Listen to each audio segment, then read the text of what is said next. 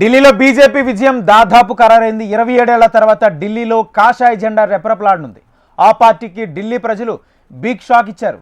Liquor స్కామ్లో ఆరోపణలు ఎదుర్కొన్న అభ్యర్థులు ఓటమిపాలయ్యారు. సీఎం అభ్యర్థి కేజ్రీవాల్, మాజీ deputy CM Manish Sisodia BJP అభ్యర్థుల చేతిలో ఓటమి పాలయ్యారు. న్యూఢిల్లీ నియోజకవర్గంలో బీజేపీ అభ్యర్థి పర్వేజ్ సింగ్ వర్మ చేతిలో 3000 ఓట్ల తేడాతో కేజ్రీవాల్ ఓడిపోయారు.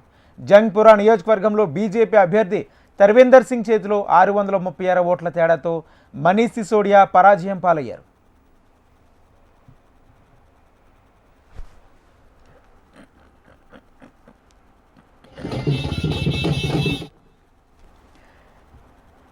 కల్కాజీ నియోజకవర్గంలో బీజేపీ అభ్యర్థి రమేష్ బీదూరుపై అతీషి గెలుపొంది ఆప్ గౌరవాన్ని నిలిపారు. అతి స్వల్ప తేడాతో అతీషి గట్టెక్కారు. అయితే ఎన్నికల్లో గ్రౌండ్ వరల్డ్ పార్టీ కాంగ్రెస్ అసలు ఖాతానే తెరవలేదు. ఒక్క స్థానంలో కూడా ముందంజలో రాలేదు. ఓ విధంగా చెప్పాలంటే తన ఉనికిని కోల్పోయింది కాంగ్రెస్.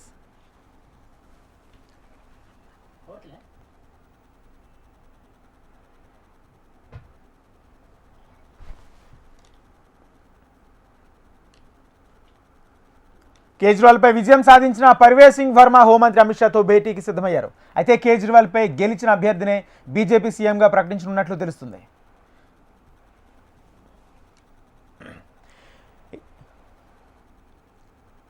ఇక ఢిల్లీలో బీజేపీ విజయం దాదాపు ఖరారైంది. 27 ఏళ్ల తర్వాత ఢిల్లీలో కాషాయ జెండా రెపరెపలాడుంది.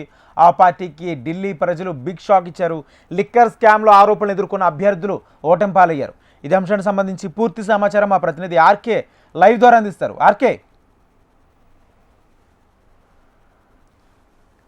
ఏదైతే బీజేపీ అనుకుందో అది సాధించింది. దాదాపుగా ఆమ్ ఆద్మీ పార్టీ ఏదైతే ఉందో అవినీతి కుంభకోణాలు ఉన్నది వాటిని బలంగా ప్రజల్లోనికి బీజేపీ తీసుకుపోవడంలో విజయం సాధించిందని చెప్పొచ్చు. ఏదైతే లిక్కర్ స్కామ్లో ఉన్నారో దాదాపుగా వాళ్ళందరూ ఓటమి చెందారని చెప్పవచ్చు. అదేవిధంగా రేపు జరగబోయే సమావేశాల అనంతరము బీజేపీలో రాష్ట్ర ముఖ్యమంత్రి ఎవరన్నది తెలియజేస్తుంది. అయితే బీజేపీ విజయాన్ని ఏ విధంగా చూస్తారు, ఏం లేదనే రాష్ట్రంలో దానిపైన ఎఫెక్ట్ ఏ విధంగా పడుతుందనే చూడాల్సిన అవసరం ఉంది. ఎందుకంటే ఇన్ని రోజులు దాదాపుగా దేశ ప్రజలందరూ ఢిల్లీ వైపు చూశారు.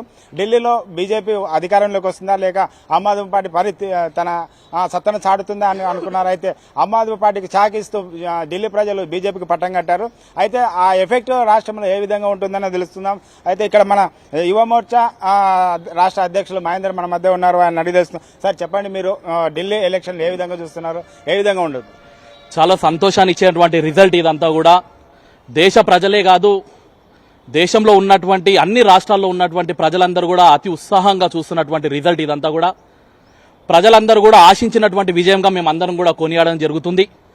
ఎందుకంటే ఈరోజు రాష్ట్రంలో ఏదైతే ఢిల్లీలో చూసుకున్నామో, ఢిల్లీలో ప్రభుత్వం ఏర్పాటు చేసినప్పటి నుంచి మొదలు పెడితే ఈ రోజు వరకు కూడా అవినీతితో కూరుకుపోయినటువంటి ప్రభుత్వం ఆ ప్రభుత్వం.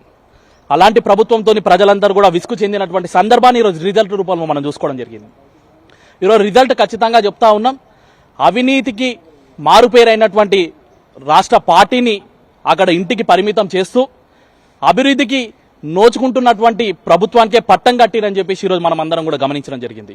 మీ అందరూ కూడా తెలుసు, గత 5 ఏళ్లుగా మేమే శాశ్వతంగా అధికారంలో ఉంటామనే ఒక భ్రమలో ఉండి అక్కడ ఆ ప్రభుత్వం కావచ్చు, తెలంగాణకు వచ్చేసరికి టీఆర్ఎస్ లో ఉన్నటువంటి ఆ రోజు కేసీఆర్ గారు కావచ్చు, లేకుంటే కేటీఆర్ గారు కావచ్చు, వాళ్ళ యొక్క కుటుంబ పార్టీ కావచ్చు, మేమే ఈ దేశాన్ని ఏలుతాం అన్నటువంటి ఒక భ్రమలో ఉండడం జరిగింది. ఆ భ్రమలో నుంచి ఈరోజు ఓటర్ మహాశయులందరూ కూడా ఒక చెంపపెట్టుగా ఈ యొక్క 2 పార్టీలని భూస్థాపితం చేసినటువంటి సందర్భాన్ని ఈరోజు గుర్తు చేసుకోవాల్సినటువంటి అవసరం ఉంది. అదేవిధంగా వీళ్ళకు తోక పార్టీగా, మేము జాతీయ పార్టీ అని చెప్పుకుంటున్నటువంటి కాంగ్రెస్ పార్టీ వీళ్ళకు తోక పార్టీగా మారిపోయి ఈరోజు వారి యొక్క ఉనికినే కోల్పోయేటువంటి పరిస్థితికి ఈరోజు వచ్చామైంది. ఈరోజు దేశమే కాదు, ప్రపంచం మొత్తం కూడా ఒక డేగ కన్నుతోని ఎదురు చూస్తూ ఉంది. ఈ యొక్క అభివృద్ధి చెందుతున్నటువంటి భారతదేశాన్ని ఖచ్చితంగా కమలం పార్టీ, భారతీయ జనతా పార్టీ నరేంద్ర మోడీ గారి నాయకత్వంలో ఈ యొక్క ప్రపంచానికి అందించబోతుందని చెప్పేసి ఒక మెసేజ్ని మేము ఈరోజు ఇవ్వడం జరిగింది. ఈరోజు రిజల్ట్ కూడా చూసినాం. ఆషామాషి రిజల్ట్ కాదు ఇదంతా కూడా. దాదాపుగా భారతీయ జనతా పార్టీ 25 సంవత్సరాలకు పైగా మనం అక్కడ అధికారంలో మేము చూడలేదు. కానీ ఈరోజు మేము అధికారంలోకి వచ్చినామంటే ఈరోజు ప్రజలందరూ కూడా ఒక్క వన్ సైడ్ ఈరోజు మనకు రిజల్ట్ ఇవ్వడం జరిగింది. దాదాపుగా 48 స్థానాలకు పైగా మేము ఈరోజు అధికంలో ఉన్నాం. మేము ఖచ్చితంగా 48కి 48 స్థానాల్లో మేము గెలవబోతున్నాం. అక్కడ ఆపుకు సంబంధించినటువంటి సీట్లని కోల్పోయినటువంటి సందర్భాన్ని ఈరోజు గుర్తు చేస్తా ఉన్నాం.